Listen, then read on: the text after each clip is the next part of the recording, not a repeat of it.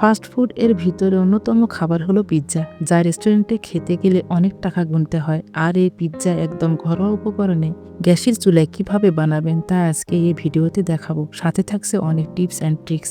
আসসালামু আলাইকুম, আমি Shahina. Welcome to my YouTube channel Shahina's kitchen BD. আসো তাহলে দেখে নেন আমি এই পিৎজা কিভাবে তৈরি করছি। প্রথমে একটি বাটিতে 1 কাপ ময়দা দিয়ে দিলাম 1 টেবিল চামচ চিনি, 1 চামচ ইস্ট, 1 চিমটি লবণ। এবার সবগুলো উপকরণকে হাত দিয়ে ভালো করে মেখে নেব।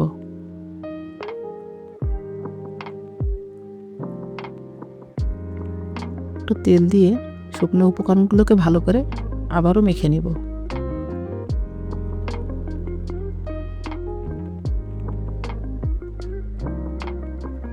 ডোটা আমি গরম দুধ দিয়ে তৈরি করব। আপনারা ইচ্ছা করলে এখানে হালকা কুসুম পানি দিয়েও তৈরি করতে পারেন। এবারে আমি অল্প অল্প দুধ দিয়ে ডোটাকে মেখে নেব।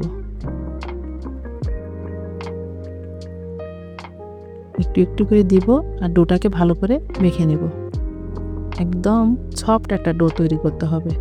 পিৎজার এই ডোটা যত সুন্দর হবে পিৎজাটা ততই ফুলবে এবং নরম হবে।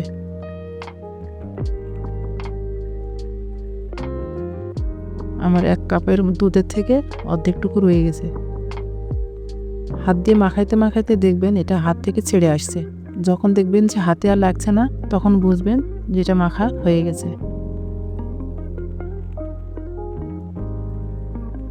এবার আমি ঢেকে এটাকে একটা সাইডে রেখে দেব। বাজারে কোনো পিৎজা সস এখানে ব্যবহার করব না, আমি বাসায় একটা সস তৈরি করে নেব। এর জন্য আমি 2টা টমেটো নিয়ে নিয়েছি। টমেটোগুলোকে আমি সিদ্ধ করে নিব। টমেটো সিদ্ধ করার আগে আমি মাঝখান থেকে এভাবে একটু করে কেটে দেব। দেখুন আমি কিভাবে কাটছি, হালকা করে শুধু কেটে দিতে হবে। এবার আমি টমেটোগুলোকে 5 মিনিটের জন্য সিদ্ধ করে নেব। টমেটো সিদ্ধ হইতে থাক, এদিকে আমি পিৎজার মাংসটা রেডি করে নিই। একটি বাটিতে নিয়ে নিলাম মুরগির বুকের মাংস, দিয়ে দিলাম 1 চামচ রসুন কুচি, দিয়ে দিলাম স্বাদ মতো লবণ, দিলাম অরিগানো, দিয়ে দিলাম চিলি ফ্লেক্স ও সাদা গোলমরিচের গুঁড়া। এবার দিয়ে দিলাম 1 চামচ সয়া সস। এবার একটু খাবার তেল দিয়ে ভালো করে সবগুলো উপকরণ দিয়ে মুরগির মাংসটাকে ম্যারিনেট করে রেখে দেব।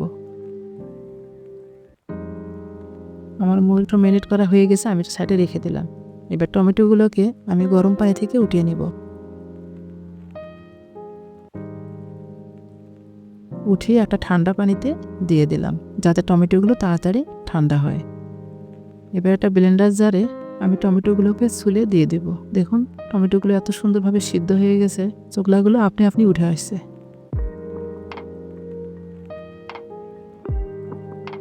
এবার আমি এগুলোকে ব্লেন্ডার করে নেব। তার আগে সসের যাতে কালারটা সুন্দর হয় এই জন্য এই মাঝখান থেকে এই সাদা অংশটাকে কেটে বাদ দিয়ে দিব। 2টো টমেটোরই আমি এভাবে বাকি অংশগুলো কেটে বাদ দিয়ে দেব।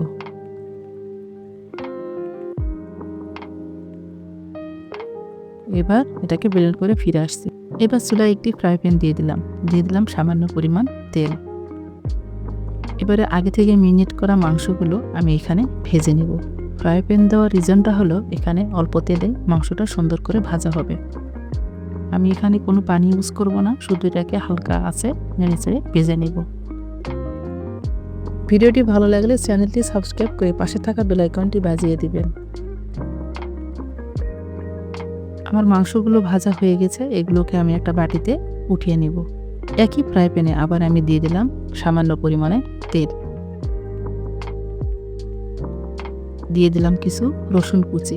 এই রসুনটাকেও আমি তেলের মধ্যে ভালো করে ভেজে নেব। রসুনের কাঁচা গন্ধটা চলে যাওয়ার পর দিয়ে দিলাম একটা ছোট করে কেটে রাখা পেঁয়াজ। পেঁয়াজটাকেও আমি রসুনের সঙ্গে ভেজে নেব। রসুন এবং পেঁয়াজ ভাজা হয়ে গেলে দিয়ে দিব আগে থেকে ব্লেন্ড করে রাখা টমেটো দিয়েও আমি এবার সবগুলো উপকরণকে ভালো করে নেড়েচেড়ে ভেজে নেব।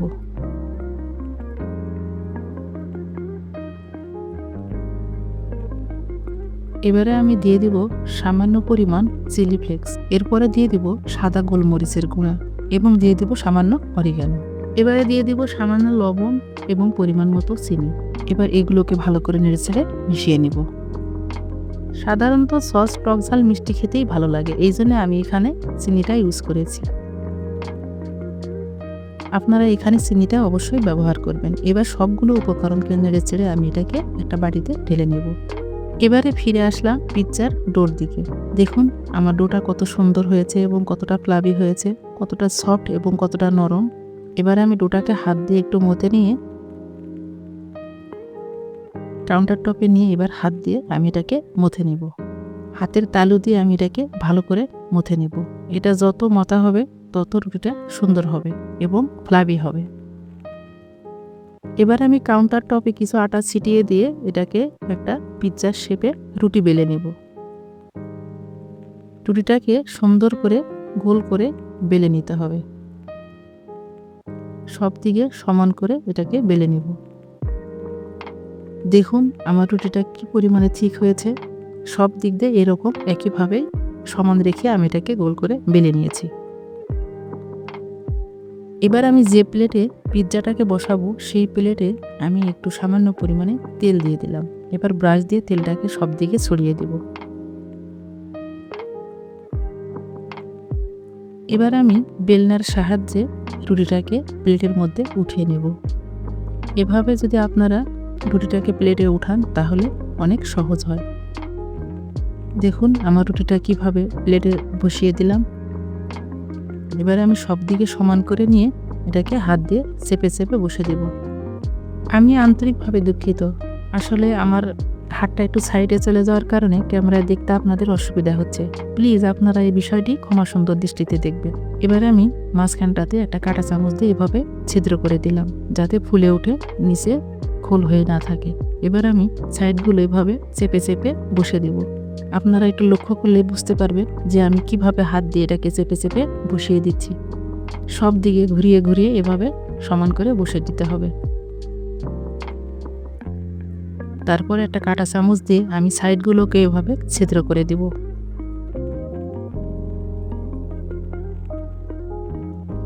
ছিদ্র করা হয়ে গেলে এখানে আমি দুধের সাথে একটু চিনি মিশিয়ে সাইড দিয়ে ব্রাশ দিয়ে দিচ্ছি। এভাবে দিলে সাইডগুলো কালার হবে। আপনারা এখানে ডিমের কুসুমও ব্রাশ দিয়ে দিতে পারেন। এরপরে আগে থেকে তৈরি করে রাখা টমেটো সস আমি পিৎজার উপরে দিয়ে দিলাম। এভাবে সব দিক দিয়ে ছড়িয়ে ছড়িয়ে আমি পিৎজার সসটা দিয়ে দেব। সসটা বেশি হলে পিৎজাটা খেতেও খুব ভালো হয়। এরপরে দিয়ে দিলাম ক্যাপসিকাম। এখানে আমি সবুজ ক্যাপসিকামটা ব্যবহার করেছি। আপনারা ইচ্ছা করলে যে কোনো কালারের ক্যাপসিকামই দিতে পারেন। ক্যাপসিকামের সঙ্গে এখানে আমি কিছু পেঁয়াজও অ্যাড করেছি। এরপরে আমি দিয়ে দিলাম কিছু টমেটো। সবজিটা আসলে আপনারা আপনাদের পছন্দ মতো দিতে পারেন। এবারে আমি দিয়ে দিলাম আগে থেকে ভেজে রাখা চিকেনগুলোকে আমি সব দিক দিয়ে ছড়িয়ে দিলাম। এবারে দিয়ে দিলাম সামান্য চিলি ফ্লেক্স। এবারে দিয়ে দেব সামান্য অরিগ্যানো। সব শেষে আমি এখানে চিজ গ্রেট করে দিয়ে দিব। এখানে আমি বাসার চিজটাই ইউজ করতেছি। আপনারা ইচ্ছা করলে কিনে নিয়ে এসেও ইউজ করতে পারেন। বাজারে চিজ কিন্তু হাই প্রাইসে বিক্রি হয়। এই জন্যে আপনারা যদি বাসায় এভাবে চিজ তৈরি করে ব্যবহার করেন তাহলে মন্দ হয় না। আমার এই চিজ তৈরির ভিডিওটা আপনারা যদি দেখতে চান তাহলে উপরে থাকা আই বাটনে ক্লিক করে দেখে নেবেন। এবারে আমি চুলার প্রিপারেশনে যাব। আমি এই পিৎজাটা চুলায় বেক করে দেখাবো।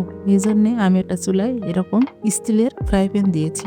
ফ্রাই প্যানের মধ্যে আমি একটা স্ট্যান্ড বসিয়ে দিয়েছি। এবারে ঢাকনা দিয়ে দিলাম। ফ্রাই প্যানটাকে আমি 10 মিনিট ফ্রি হিট করে নিব। ফিরে আসলাম কিছু সময় পর। এবারে আমি পিৎজার প্লেটটা এই ফ্রাই প্যানে বসিয়ে দিলাম। পিৎজা বেক হইতে হইতে চলুন আমার এক পছন্দের জায়গা থেকে আপনাদের ঘুরিয়ে নিয়ে আসি। মানুষের মন আকাশের মতো। আকাশের বুকে যেমন চাঁদ হাসে তেমনি তার বুকে মেঘও ভাসে। আমার মনে যখন মেঘ ভাসে অর্থাৎ মন খারাপ হয় তখন আমি আমার এই পছন্দের জায়গায় এসে 10-15 মিনিট একা একা বসে থাকি আর অপলক দৃষ্টিতে চেয়ে থাকি আমার পছন্দের গাছগুলির দিকে। নিমিষেই মন ভালো হয়ে যায়। আমার এই পছন্দের জায়গাটি কেমন লেগেছে তা অবশ্যই কমেন্ট করে জানাবেন এবং ভিডিওটি ভালো লাগলে চ্যানেলটি সাবস্ক্রাইব করে পাশে থাকা বেল আইকনটি বাজিয়ে দিবেন। আপনাদের সাথে কথা বলতে বলতে এবং বারান্দা ঘুরে দেখতে দেখতে আমার পিৎজা রেডি হয়ে গেছে। আমি এখন পিৎজা কেটে আপনাদেরকে দেখিয়ে দিব। দেখুন আমার পিৎজাটা কত সুন্দর হয়েছে এবং কতটা নরম হয়েছে। আপনারা বাসায় সুন্দর এভাবে পিৎজা বানিয়ে নিতে পারেন। আপনারা চেষ্টা করবেন সিলভারের পাতিল ব্যবহার করার জন্য। সিলভারের পাতিলে পিৎজা বেক করলে কালারটা খুব সুন্দর হয়। আমি এখানে কাঁচের ঢাকনা ব্যবহার করায় আমার কালারটা অতটা সুন্দর আসেনি। ভিডিওটি ভালো লাগলে লাইক, কমেন্ট, শেয়ার করতে ভুলবেন না। আজকে তাহলে এখানেই বিদায় নিচ্ছি। দেখা হবে পরবর্তী কোনো ভিডিওতে। আসসালামু আলাইকুম।